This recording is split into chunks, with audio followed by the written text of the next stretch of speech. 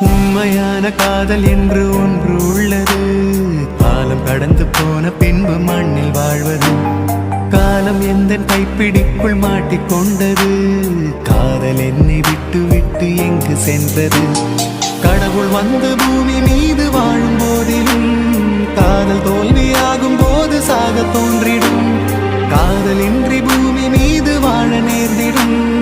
கொஞ்ச நேரம் கூட நரகம் போல மாறிடும்.